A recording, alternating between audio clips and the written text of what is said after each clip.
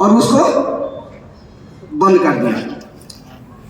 क्योंकि जब मैंने उस जगह का रिसर्च किया और वहां घूमा तो पाया कि उस अगल बगल में 3 पहाड़ियां हैं और उस तीनों पहाड़ी में जो ईंटें ऊपर में मिल रहे हैं पेड़ के नीचे, वो ईंटें उसी सिंधु घाटी सभ्यता के अनुसार है। जो चौड़ी है, जो सिंधु घाटी सभ्यता में मिला है, जो हड़प्पा सभ्यता में मिला है, वैसी ईंटें वहां भी विद्यमान है। इसका मतलब कि जब सिंधु घाटी सभ्यता का विकास हुआ था, वह सिर्फ इधर ही नहीं, पूरे भारत में उसका विकास हुआ। और बृहद्रथ के हत्या के बाद हर जगह जहां पे सिंधु घाटी सभ्यता के समय के जो स्थान विकसित हुए थे, उस क्षेत्रों को मिट्टी से ढक दिया गया और उस पर उसको छिपा दिया गया। यहां तक कि जो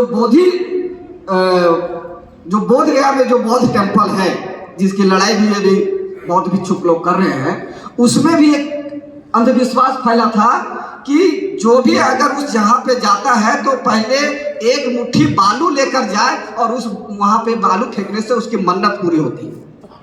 ये परंपरा मतलब एक तो पहले मुट्ठी से ढक ही दिया, क्योंकि आज भी जो बौद्ध का जो मंदिर है वो नीचे है, जमीन का से बहुत नीचे है।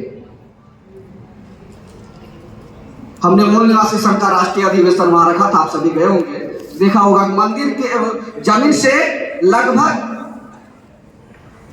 20-25 फीट नीचे मंदिर है। और वह अंधविश्वास यह फैलाया गया कि जो एक मुट्ठी मिट्टी लाएगा उस पर डालेगा, उसकी मन्नत पूरी होगी। हो सकता है कि ऐसा करने से वो मिट्टी ढक गया होगा और बाद के उत्खनन में उसको निकाला गया होगा। और उसी तरह से किलाड़ी की जो चीजें मिली है, वहां जो व्यवस्थाएं मिली है, पक्की ईंट, बृहद स्नानागार, चौड़ी सड़कें, सड़क जो हमेशा 90 डिग्री के कोण में कटता हो, और ऐसी व्यवस्था जो वही व्यवस्था हमें हड़प्पा में भी मिला, मोहनजोदाड़ो में मिला, वही चीजें उसी तरह की व्यवस्था हमें किलाड़ी में भी मिला। तो इसका सीधा हमको ऐसा प्रतीत होता है कि हो सकता है कि जब बुद्धा के जन्म के बाद इस देश में, पूरे देश में जब भारत बौद्धमय बना और यहाँ की व्यवस्था लागू स्थापित हुई, अपने लोग जब फिर से सत्ता में आए और अपने साहित्य और सभ्यता को जब लिखना शुरू किया, उसके बाद पुनः जब उसकी ह्रास होता है तो उसी समय हमारे लोग पलायन कर गए और उधर विभिन्न जगहों में उस जिस शहर का निर्माण किया, वही आज सभ्यता के रूप में हमें दिखाई देता है।